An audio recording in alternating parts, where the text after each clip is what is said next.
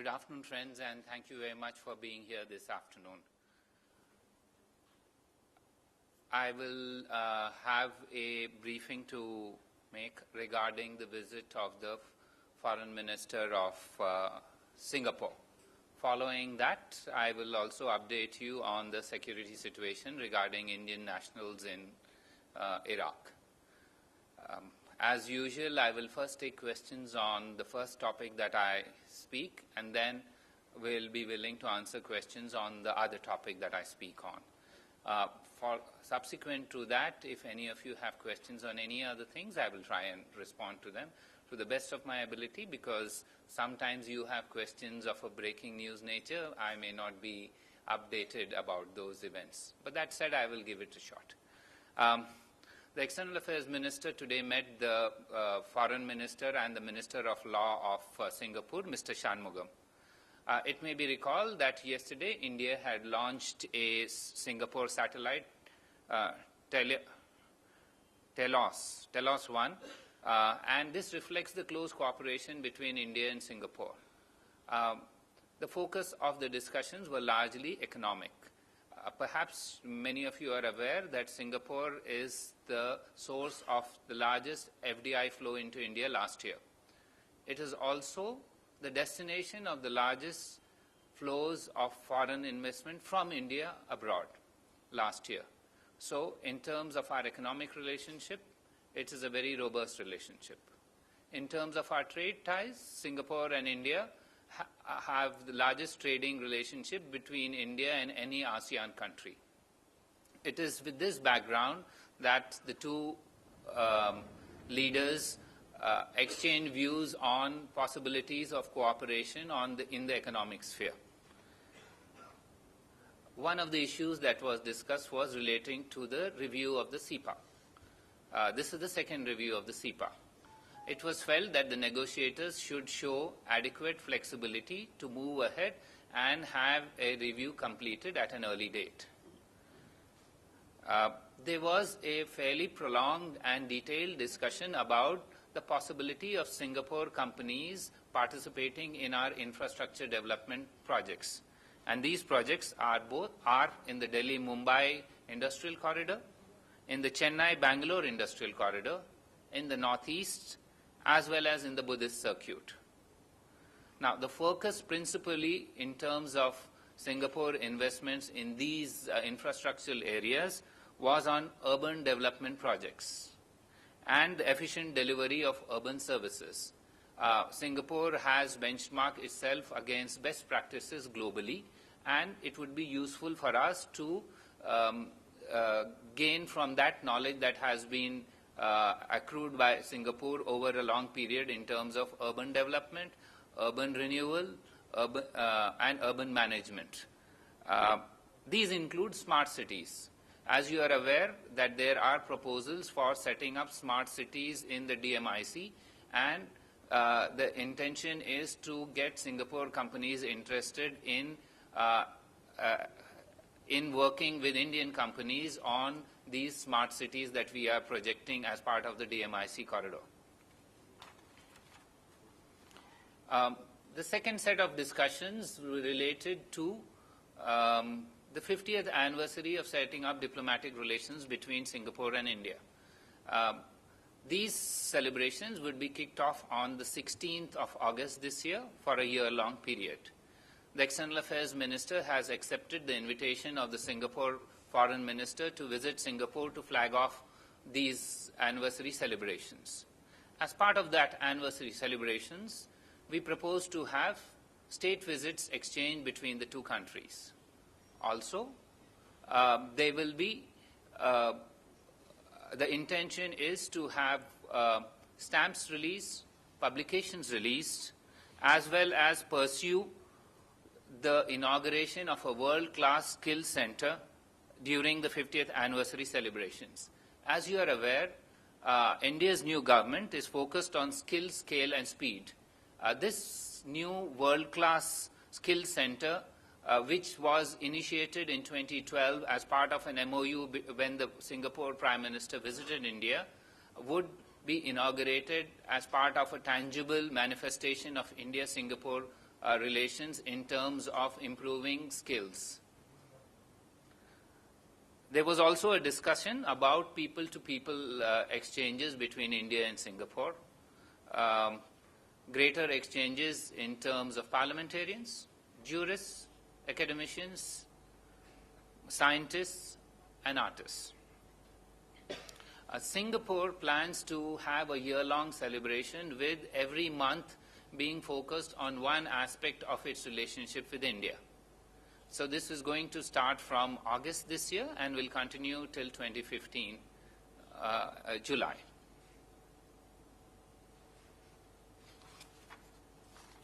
There was also a discussion regarding a recent report released on the events in Little India.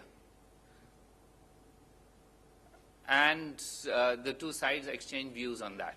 I will stop on this, and if you have any questions on Singapore, I will take them.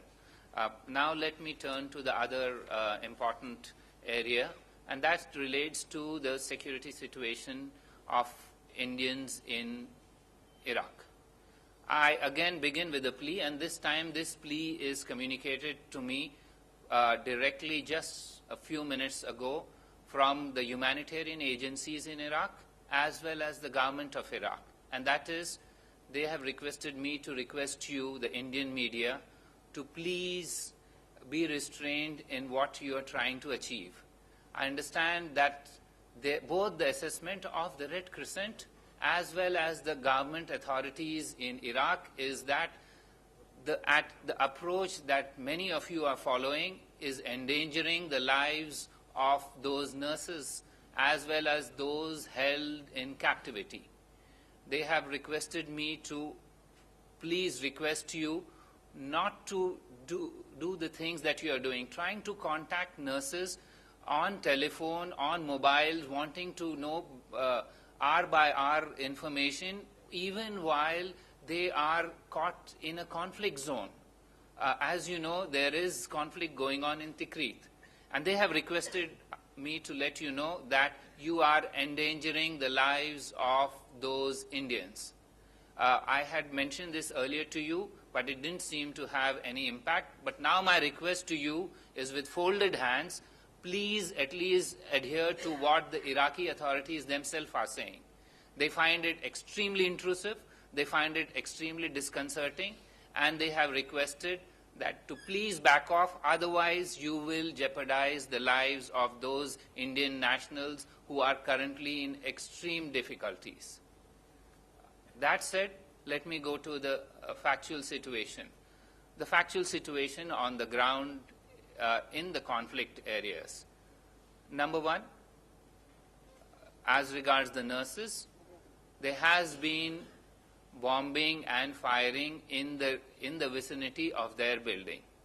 They have sought refuge in their basements and are extremely in a delicate situation. We have informed, as I have told you previously, the Iraqi government agencies of their location. And we remain hopeful that despite these difficulties, we will be able to extricate them from what is an extremely difficult situation. I will not get into further details, and I would request you to please understand that even while there is an ongoing conflict, we cannot give you further details, but they remain safe, they remain unharmed as of now. As regards the non-conflict areas, our mobile teams are active. We have, since, as I mentioned to you yesterday, 94 Indian nationals were to travel to India. Since then, the total has risen. We have bought tickets for 233 today. This includes the 94 that were yesterday. So approximately, you can work out the figures. Those numbers are now booked to fly out to India. For those of you who would like to have a broad regional distribution, I do not know the states, but I'd like to tell you the most significant number are from the northern part of India because their tickets are booked to come to Delhi. After that, the largest other number is from to Hyderabad. Then there are a limited number to Kerala, very small numbers to Kerala and Tamil Nadu, but these are in single digits. In terms of our teams who are interacting with Indian nationals, the numbers of Indians who would like to return and who have confirmed to our mobile teams is approximately 1,000. Also, we are finding that there are significant numbers who have elected to stay back of their own accord, despite our advising them, despite our indicating to them that we stand ready to provide assistance in form of a return ticket, as well as helping them with their legal dues, with their contractual obligations with their employers. That's where we are in terms of the effort that we have launched to facilitate the return of Indian nationals back from Iraq in the areas where there is no conflict. I think I will stop there, and I'm willing to take any questions on either of these two or on anything else as we proceed. So let's start with the Singapore meeting. Yes. Yes, ma'am. Just a minute, sir. Microphone.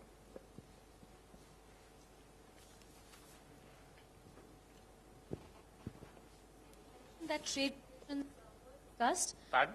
You mentioned that trade relations were discussed. Yes. When the two foreign ministers met. Were any discussions around the tax provisions, the taxation regime in India? Because India proposes to tax businesses that are routed through Singapore through the General Anti-Avoidance Rules, which is called GAR, and that's supposed to be in effect from April 2015. Any discussions around GAR? No, there were no discussions on GAR. Only the discussions that were centered on the need to move trade ahead, because trade has dipped slightly last year compared to year before. And the focus was on how we could now focus on try and improve and increase our trade, because Singapore and India have a very robust trade relationship. And my understanding is there are already 4,000 to 4,000 Indian companies based in Singapore. So the idea is to move it ahead rather than stagnate at a certain place. But there was no discussion of GAR at all. Yes, Ranjit? You referred to this world-class skill center. Can you give us some details? What is this? My understanding is that this is a greenfield skill center. It is to provide skills for those who are not going to the normal stream of education in terms of undergraduation. These are technical skills. Singapore has a very good experience of this, and there is a world-class skill center that was agreed to with an MOU in 2012, and the idea is to ensure that it is inaugurated during the 50th anniversary celebrations of diplomatic relations. I can provide you further details of this. If any of you are interested, you could meet me separately, and there are plenty of details available of what this is. I think it is based in the place you are. Yes. Yes, sir. Just a minute. There are reports that the hospital in Tikrit, where the 46 Indian nurses were there, No, we are not talking of that. We are finishing Singapore first, Okay, then okay. we will talk. Anyone else on related to Singapore? Okay. Yeah, now you can ask. There are reports that the hospital in Tikrit is fully captured by the militants. And also, there are reports that the militants are asking the nurses to vacate the hospital.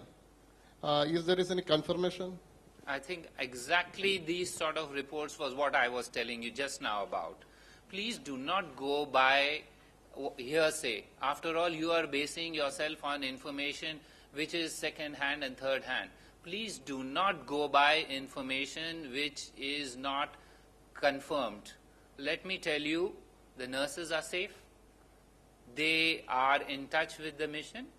The mission is advising them what to do.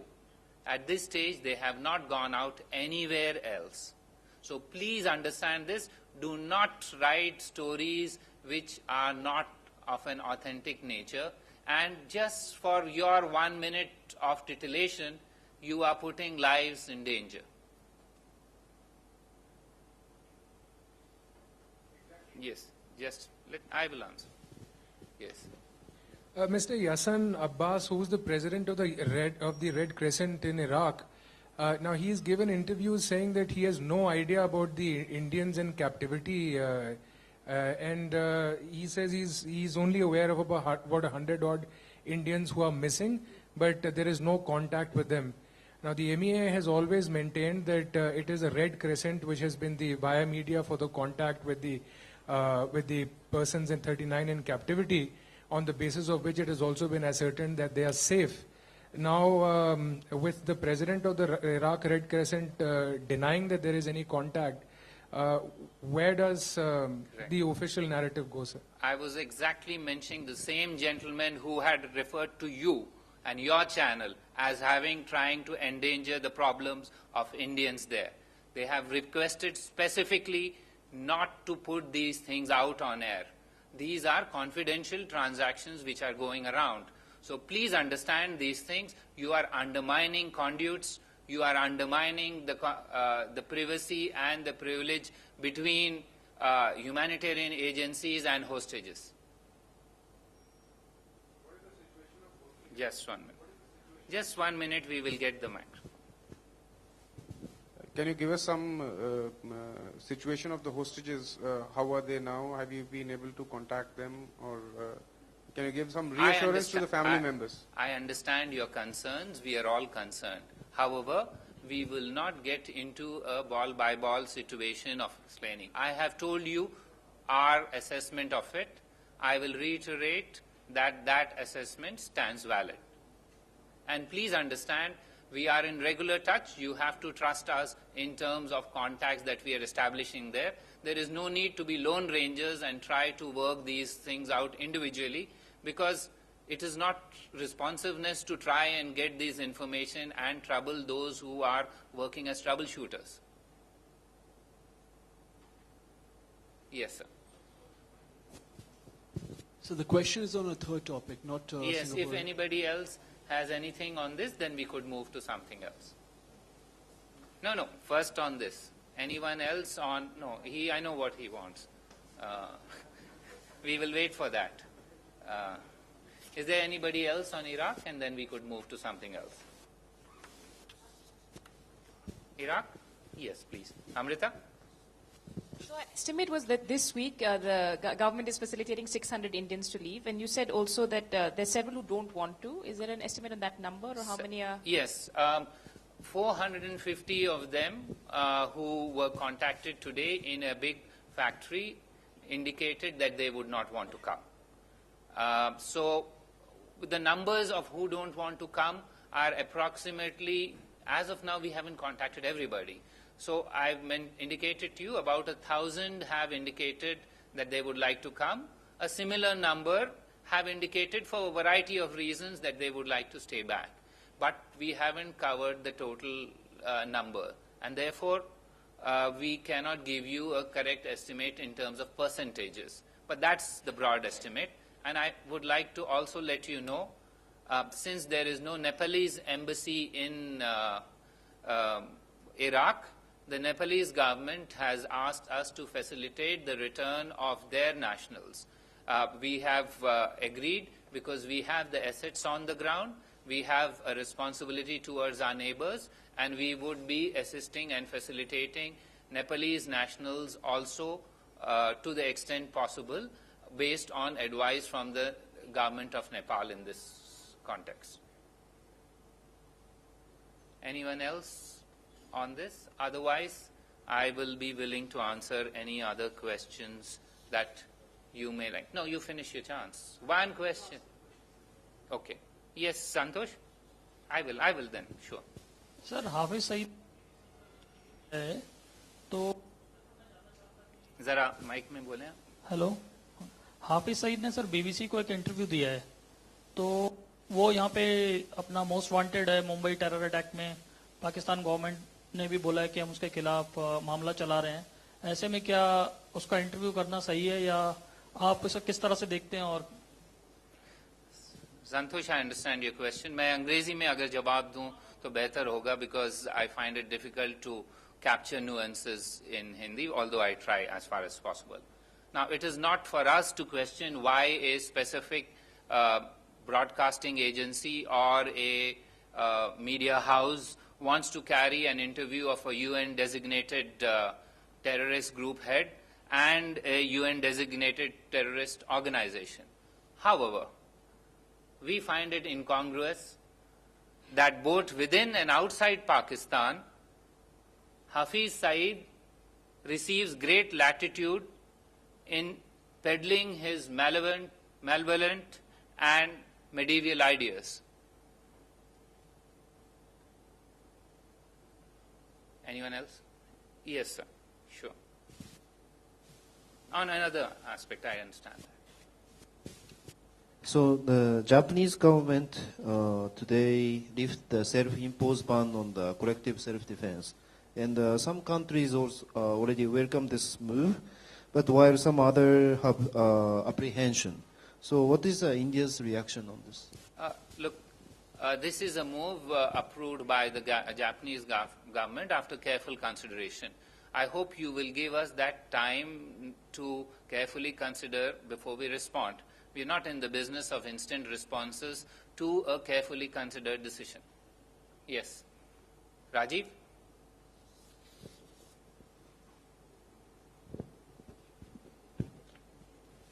Akbar, has India lodged any protest with China over its cartographic aggression and military incursion in Pangong Lake in Ladakh?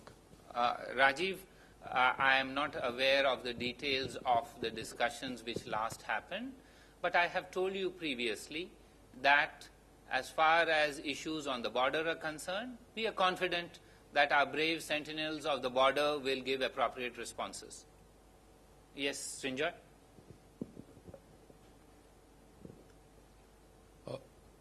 So you've seen reports on what Snowden has said about the NSA, the American NSA, snooping on the Bharatiya Janata Party. Has the Indian government, either here with the US Embassy or the Indian Embassy in Washington with the State Department, taken up the issue, wanted to know more about the subject, or asked for an explanation of any kind? Srinjoy, at this stage, I have only heard, I haven't seen those reports. But that said, our view is pretty clear that it is extremely disconcerting that privacy laws in India are undermined, whether it is individual or organization. We have previously, when information trickled down to us, raised this issue with the concerned authorities in the United States, both here as well as through our embassy in the United States. If what you say is correct, we will follow the same process, because it is totally unacceptable that Indian organizations, Indian individuals' privacy is being transgressed upon, if that is correct. Yes, Padma Rao. But just recently, I think about a week ago, there was a one-day meeting of all the High Commissioners of India in the SAARC region. I've actually been waiting to hear about that. Could you just summarize whether this was a one-off or whether this is a regular, or you plan to make it a regular feature? And also specifically whether anything was discussed on Sri Lanka? Sure. I think I answered the question the next day since you were not there. But that said, I will answer it again for your benefit since you raised this question. This is not a one-off thing. The priority that the government of India gives to its neighborhood is well known. This was in pursuit of that policy. And therefore, the first meeting of heads of missions were related to those in the immediate neighborhood. Yes, when discussions take place here about the neighborhood, issues relating to Sri Lanka were discussed. These also included issues relating to what is actually a daily phenomenon in terms of the fishermen, and how do we move ahead on this. We intend to discuss this humanitarian issue with the Sri Lankan government in the next few days. We shall keep you informed about how we are moving on this shortly. But so far, let me tell you, about 170 Indian fishermen have been released in various groups since the new government came into office. We remain committed to pursuing this with the Sri Lankan government to find a longer-term solution. Yes, sir.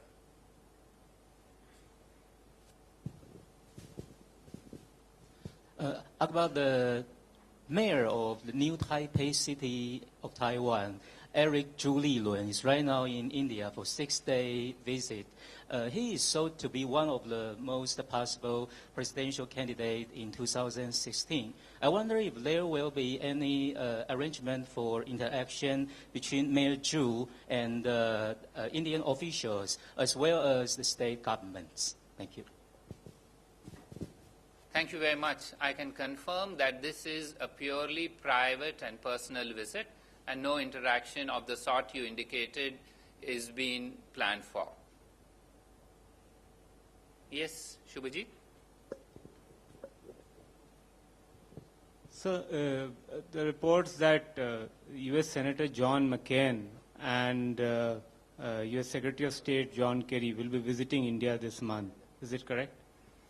Shubhajit, I can confirm that Senator John McCain is coming, and because it is in the next tomorrow and day after, he will also be meeting the External Affairs Minister. I can confirm that too, tomorrow. That said, about Senator Kerry, Secretary of State Kerry, as you are aware, India, he had indicated an interest in having an early meeting with his counterpart, which is who is the External Affairs Minister. Given various permutations and combinations that we have looked at, it is likely that Secretary of State Kerry will be visiting India. The dates will be finalized and we'll be informing you shortly about it, because as you know, we only tell dates very close to the actual event. Yes, Dr. Akhilesh Suman, last question, unless there's somebody else on something else. Yeah. Actually, a French foreign minister is here, and today he met Prime Minister also. You might have hinted something, but I wanted to know that he was signaling about inordinate delay in defense deal with India. What is the takeaway for France from this visit? What is France's takeaway is for the French embassy spokesperson to explain. I had mentioned to you when this matter was raised yesterday, I said that he was going to, subsequent to his talking to you, he was going to meet the Indian Defense Minister, and it would be best to address your question to those who were present there. I was unfortunately not there. Thank you very much. Yes. Oh, yes, sir. That's right. Correct. Yes, I apologize. No issue, sir. Well, one question has already been asked by Mr. Enjoy, the one I wanted to ask. There's another question. Is India keeping an eye on Hague? We believe there's a judgment to be delivered tomorrow on the delimitation of boundary between India and Bangladesh. Yes, we see this tribunal's outcome as a collaborative effort between India and Bangladesh as two friendly and peaceful neighbors trying to resolve issues in a manner both have agreed to.